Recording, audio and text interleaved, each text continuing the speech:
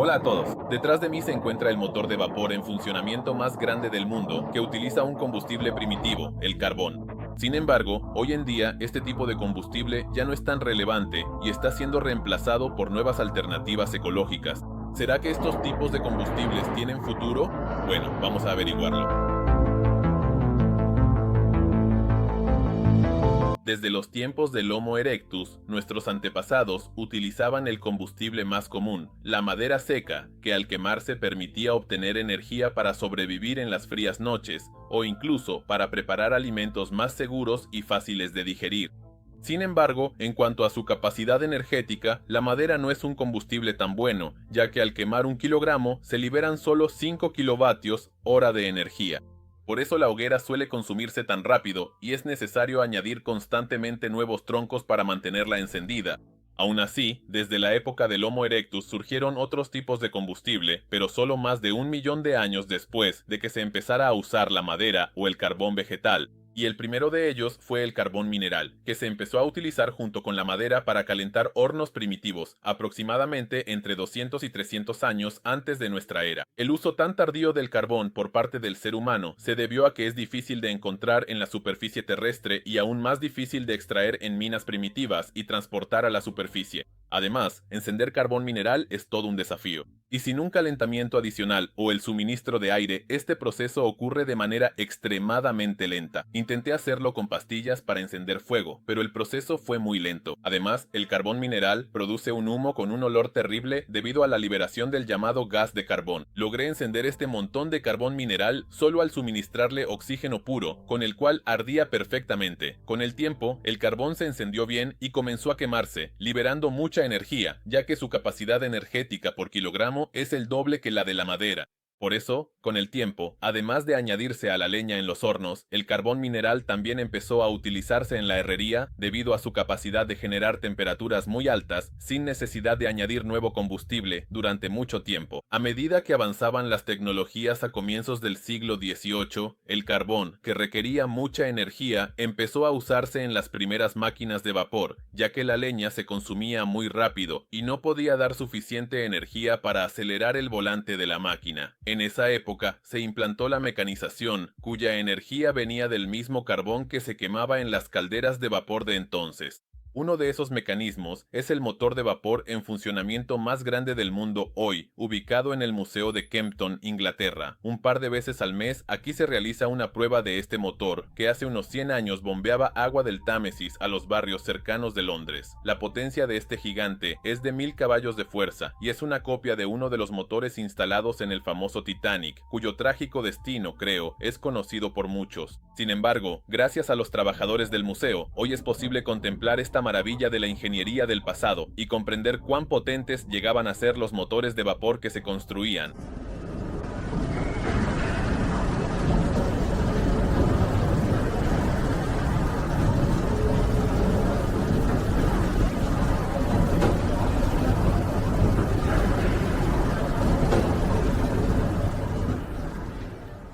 Sin embargo, por muy bonitos y potentes que fueran los motores de vapor, su eficiencia, seguridad y fiabilidad dejaban mucho que desear. Además, el mantenimiento y la operación de la máquina de vapor requerían una enorme cantidad de personal capacitado. Por ejemplo, en el mismo Titanic se necesitaban alrededor de 307 personas para operar dos motores de vapor como estos, lo que resultaba bastante costoso y caro. Cabe señalar que, para ese entonces, la humanidad, además del carbón, ya había descubierto el petróleo como fuente de energía. Pero como decía Mendeleev, quemar petróleo es como calentar una estufa con billetes. Por eso, para obtener energía del petróleo de la manera más eficiente, primero hay que refinarlo, es decir, destilarlo a través de una columna de rectificación, como si fuera una bebida alcohólica, obteniendo así las fracciones principales del petróleo: gas, gasolina, queroseno, diésel y otras fracciones pesadas que ya pueden utilizarse como combustible. Por eso, el progreso no se detuvo. Y a finales del siglo XIX, Edward Butler y Rudolf Diesel presentaron al público dos tipos completamente nuevos de motores de combustión interna que funcionaban con gasolina y con diésel, respectivamente. La gasolina, como la fracción líquida más ligera del petróleo, ya era 2,5 veces más energética que la madera y 1,5 veces más energética que el carbón.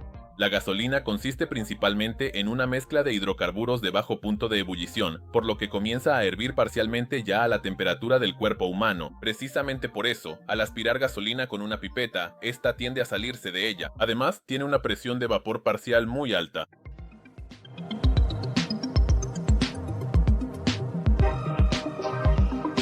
Obtener la primera gasolina del petróleo era sencillo y además, al funcionar el motor de gasolina, no se producía tanto humo ni ruido comparado con los motores diésel de esa época, que eran sucios y poco eficientes. Por esta razón, el progreso avanzó primero por el desarrollo de motores de combustión interna de gasolina, donde la energía del combustible se extraía no quemando la gasolina al aire libre, sino mediante la combustión de una mezcla de aire y combustible en los cilindros del motor. Es interesante que muchos automóviles, desde la década de 1930 hasta la de 1980, eran igual de eficientes y consumían entre 10 y 30 litros de combustible cada 100 kilómetros. Bueno, sin contar, por supuesto, algunos autos deportivos, por ejemplo, como el Bugatti Royale, que consumía alrededor de 120 litros por cada 100 kilómetros y pesaba 3 toneladas. Sin embargo, a partir de la crisis del petróleo de los años 70 del siglo XX, cada vez más fabricantes de automóviles comenzaron a pensar en aumentar la eficiencia de sus vehículos, así como en cambiar a combustibles alternativos que fueran más económicos y ecológicos. Y el primer combustible que pudo reemplazar a la omnipresente gasolina de aquella época resultó ser el alcohol común, obtenido mediante la rectificación del mosto, por ejemplo, a partir de la fermentación de los mismos residuos de caña de azúcar, que aún hoy se cultiva masivamente en las selvas brasileñas. Por eso Brasil sigue siendo considerado el líder en la producción de etanol, y además, un montón de autos allá funcionan con alcohol. Sería interesante saber cuán eficiente y ecológico sería hoy en día convertir los autos con motor de gasolina para que funcionen con alcohol. Si observamos la densidad energética del etanol, libera aproximadamente un 30% menos de energía al quemarse que la gasolina. ¿Y cómo funcionaría un motor de gasolina común con este combustible? Para esto, llegué a un acuerdo con el canal de Ilnur para que me proporcionara algunas tomas de su video sobre las pruebas de la motocicleta Alfa funcionando con etanol puro. Primero tuvo que agrandar el orificio del chicle en el carburador para aumentar el suministro de combustible al doble, ya que con los ajustes originales, la motocicleta no lograba mantener las revoluciones ni arrancar correctamente. Después del primer arranque, ya aparecieron las primeras sorpresas. Bueno chicos, como pueden ver en este momento, todavía se notan algunos pequeños retrasos en el funcionamiento general. Chicos, la potencia realmente da la sensación de que la potencia total ha aumentado en un 40%, lo cual es bastante notable. Además, la velocidad máxima también ha aumentado de manera significativa, lo que se puede percibir claramente durante el uso. Escuchen, pero el combustible realmente se consume el doble. Ahora casi ni siquiera piso el acelerador. 4000 revoluciones, voy en cuarta, o sea, puedo ver cómo el combustible disminuye frente a mis propios ojos. Resultó que, según las pruebas, el consumo de etanol en comparación con la gasolina aumentó más del doble, pero también la potencia a bajas revoluciones aumentó. Creo que también se debe a que el motor no está optimizado, ya que el índice de octano del alcohol es mayor que el de la gasolina de 95 y puede ser utilizado en motores con mayor compresión. Además, la menor densidad energética del etanol es precisamente la responsable del alto consumo de combustible. Después de todo, cuanto menos energía libera el combustible al quemarse, más cantidad se necesita. Si analizamos también los datos científicos, el uso de etanol como biocombustible no es tan inequívoco como esperaban los partidarios de la energía verde. Echar alcohol en el depósito solo resulta rentable en aquellos países donde se produce en grandes cantidades, como en Brasil. Producir etanol a partir de trigo u otros cultivos agrícolas, por ejemplo, del maíz, ya resulta menos eficiente. Además, la producción de bioetanol incrementa los precios de los alimentos. La cuestión es que, según la última legislación en Estados Unidos y Europa, el bioetanol puede producirse no solo a partir de residuos de producción, sino también de productos normales que consume la gente, lo que genera competencia en el mercado. Como resultado, los productos en muchas tiendas se encarecen porque ahora también compiten con los productores de alcohol, que se añade a la gasolina en muchos países para mejorar el llamado equilibrio ecológico. Aunque si uno lee la información oficial en el sitio web del USDA, allí se afirma que las emisiones de dióxido de carbono se reducen hasta en un 24% al añadir un 15% de etanol a la gasolina. Sin embargo, nadie menciona allí el aumento de la corrosión y el desgaste acelerado de los motores. Al final, resulta que conducir con alcohol no es tan ecológico como parecía, y teniendo en cuenta el desarrollo actual de los motores de combustión interna y los convertidores catalíticos, todo esto genera más preguntas que respuestas. Además, si consideramos que para producir bioetanol es necesario cultivar toneladas de grano, lo que conduce a la erosión del suelo, al aumento en el uso de fertilizantes y al empeoramiento de la vida de otros pequeños animales, este tema resulta bastante controvertido. Sin embargo, además de la gasolina, a principios del siglo XX también se empezó a utilizar el diésel como combustible, que es una fracción más pesada del refinado del petróleo. El combustible diésel está compuesto por hidrocarburos pesados, por lo que arde produciendo bastante hollín y solo cuando se calienta o se absorbe en algún material poroso, debido a que en el motor diésel el combustible se enciende no por una chispa, sino por la presión. Estos motores eran muy ruidosos y humeantes, especialmente a principios del siglo XX. Por eso, el desarrollo de la industria automotriz siguió el camino de la gasolina, más silenciosa, mientras que los motores diésel se usaban sobre todo en maquinaria agrícola e industrial, pero en los años 80 del siglo XX, Peugeot lanzó motores diésel con inyección indirecta y turbocompresor, lo que hizo que los diésel fueran más ágiles y eficientes y ya no producían tanto humo. Estos motores podían funcionar no solo con diésel, sino también con aceite de girasol, que es más viscoso, pero ya a partir de los años 80 del siglo XX se empezó a utilizar activamente un tipo de combustible completamente nuevo, el biodiesel. El biodiesel se obtiene del mismo aceite vegetal común, en mi caso era aceite de colza usado. Para convertirlo en biocombustible, primero lo caliento a 56 grados Celsius en una placa agitadora magnética, controlando la temperatura con un termómetro de cocina común. Mientras el aceite se calienta, peso los catalizadores de la reacción, hidróxido de potasio. Se necesitan 3,5 gramos. Luego lo disuelvo en metanol puro, también conocido como alcohol de madera. Así obtenemos metóxido de potasio mezclado con etanol, lo que se denomina un medio alcalino en metanol. Una vez que todo se ha disuelto, el termómetro en el matraz con el aceite emite un pitido, lo que indica que ha alcanzado la temperatura deseada. Ahora, para obtener biodiesel, simplemente añado el metóxido de potasio obtenido al aceite caliente mientras mezclo y cierro el matraz con un tapón. Con el tiempo, en el matraz, el aceite, que químicamente es un triglicérido de ácidos grasos, reacciona con metanol en medio alcalino, formando glicerina y biodiesel, que es una mezcla de ésteres metílicos de ácidos grasos. Durante este proceso, el color de la solución cambia a un tono más oscuro. La reacción completa requiere tiempo para realizarse. Dejé la mezcla en el matraz unas 3 horas agitándola. Luego, vierto el contenido en un embudo de decantación, donde la mezcla se separa en glicerina abajo y biodiesel arriba.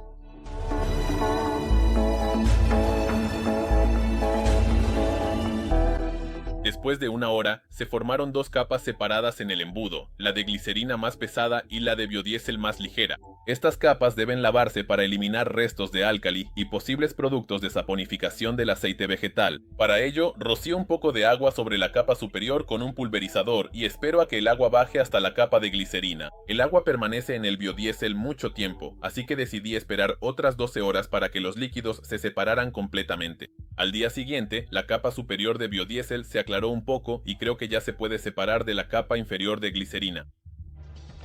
Después de la separación, el biodiesel obtenido sigue viéndose algo turbio. Al parecer, todavía quedan bastantes impurezas de agua en él, de las que es mejor deshacerse. Para ello, añado sulfato de magnesio anhidro al matraz con el biodiesel, el cual debe absorber todo el exceso de agua, limpiando así el biodiesel de impurezas no deseadas. Este proceso resultó no ser rápido y tomó otro día completo, tras el cual finalmente obtuve biodiesel puro.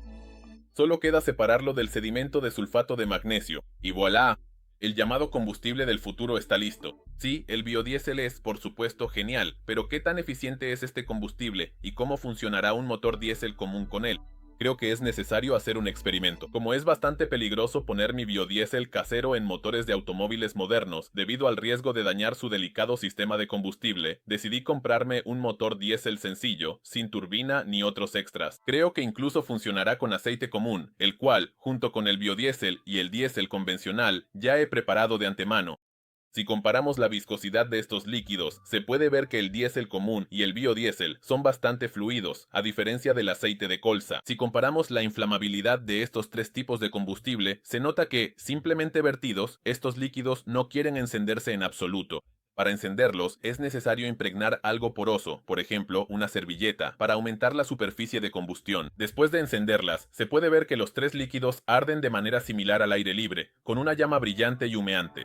Para comprobar el consumo de los diferentes tipos de combustible en mi motor, decidí modificar su sistema de combustible y en lugar del depósito, conectarlo a un cilindro medidor con una graduación bastante precisa. Debido a la extraña disposición de los tubos, no fue nada fácil hacerlo, pero después de algunas maniobras, incluso logré arrancar mi motor con estos cambios en el sistema de combustible. Después de que todo el aire salió del conducto de combustible, el motor dejó de echar humo y empezó a funcionar, por ahora, con diésel normal. Una vez que el motor se calentó un poco, echo un poco más de diésel en el cilindro y espero a que el nivel de combustible baje hasta la marca de 150 mililitros. En ese nivel, enciendo el cronómetro y empiezo a contar el tiempo que tarda el motor en consumir 100 mililitros de combustible. Voy a realizar los mismos experimentos con todos los demás tipos de combustible. En principio, el experimento transcurrió de manera bastante normal. El motor prácticamente no echaba humo y del tubo de escape salía ese olor familiar para muchos de diésel viejo, sin ningún catalizador moderno ni otros filtros. Después de que el nivel de combustible en el cilindro bajó a 50 mililitros, detengo el cronómetro y calculo, usando la fórmula, el consumo promedio del motor por hora con diésel común, que es de 425 mililitros por hora. Ahora, para probar el motor con otro combustible, espero a que el nivel de diésel baje al mínimo. Durante este tiempo, se puede acelerar un poco para comprobar el hollín, que se forma de inmediato al aumentar las revoluciones. Después de que casi todo el diésel se ha agotado en el cilindro, vierto un poco de biodiesel casero y espero a que pase por todo el sistema de combustible del motor y reemplace al diésel. Aproximadamente 10 minutos después esto sucedió y empecé a notar que el olor del escape también cambió, comenzando a parecerse al de papas fritas demasiado hechas o aceite quemado. Ahora vuelvo a añadir combustible al cilindro y espero hasta que su nivel baje hasta la marca de 150 mililitros. Tan pronto como esto sucede, vuelvo a poner en marcha el cronómetro y cuento el tiempo que tarda el motor en consumir 100 mililitros de combustible. Al principio, el motor funcionaba igual con biodiesel que con diésel, pero con el tiempo, el combustible en el tubo empezó a formar espuma por las vibraciones, lo que hizo que burbujas de aire entraran en el sistema y eso alteraba un poco el funcionamiento estable del motor.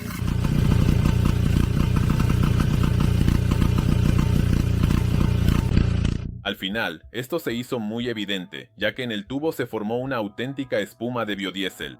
Tan pronto como el nivel de combustible bajó a 50 mililitros, detengo el cronómetro y calculo el consumo promedio del motor por hora, que es de 454 mililitros por hora, un 7% más que el diésel convencional. Esto nos sorprende, ya que la capacidad energética del biodiesel es aproximadamente un 14% menor que la del diésel convencional, así que el aumento en el consumo es lógico. Con los restos de biodiesel aceleré una vez más y en general no noté diferencia especial en el humo comparado con el diésel convencional. La única y principal diferencia es que el olor del escape es completamente distinto, pero no se puede decir que sea más agradable que el del diésel convencional. Es un olor muy fuerte a aceite quemado. Como tercer experimento, decidí verter en el cilindro el combustible más viscoso y sencillo de los que tengo, aceite de colza común, con el que todavía circulan algunos tractoristas en época de calor. Como antes, primero limpio el sistema de combustible de los restos del combustible anterior, lo que se nota fácilmente por la desaparición de la espuma de residuos de biodiesel en el tubo. Una vez que el motor empieza a recibir aceite puro, vuelvo a verter combustible en el cilindro y espero a que alcance la marca necesaria, tras lo cual inicio la cuenta del tiempo. Curiosamente, mientras el motor funcionaba con aceite, el olor era prácticamente el mismo que el del biodiesel. Sin embargo, el motor empezó a humear un poco. Además, respirar se volvió más difícil por el olor a aceite quemado. Después de todo, el aceite tiene una temperatura de inflamación más alta y no todo se quema en el cilindro del motor, a diferencia del biodiesel. Tras consumir 100 mililitros de aceite, detengo el temporizador y calculo el consumo de mi motor con aceite, 419 mililitros por hora, prácticamente comparable al consumo con diésel. En cuanto a la capacidad energética, el aceite aún tiene un 16% más de energía por kilogramo en una combustión completa.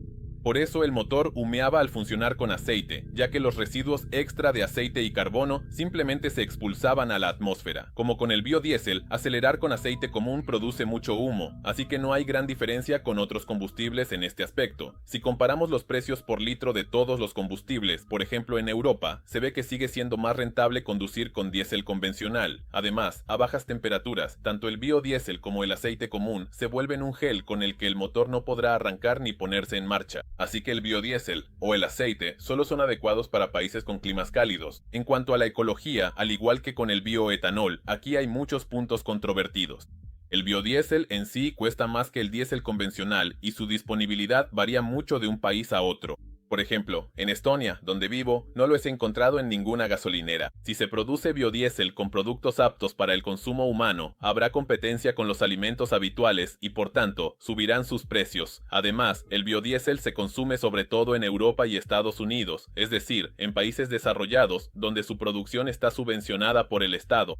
Se puede obtener biocombustible de residuos de producción, pero aún no está claro cómo hacerlo. Después de la cáscara de plátano y plantas no comestibles, no se puede extraer mucho aceite para producir biodiesel, así que este punto es debatible. Lo único que se puede afirmar con certeza es que, como solución para salvar a futuras generaciones del cambio climático, el biocombustible difícilmente será adecuado. Es necesario cambiar el concepto de transporte y reemplazar tecnologías obsoletas. Por ejemplo, pasarse al transporte público y renunciar a los excesos como el automóvil particular. Pero eso ya es solo mi opinión personal, personalmente hablando. Bueno, creo que después de ver este episodio, han aprendido mucho más sobre este tipo de combustible, el biocombustible, cómo se produce en detalle y cuáles son sus ventajas y desventajas. Pero si les ha gustado este episodio, como siempre, no olviden darle like y suscribirse al canal para descubrir muchas cosas nuevas e interesantes.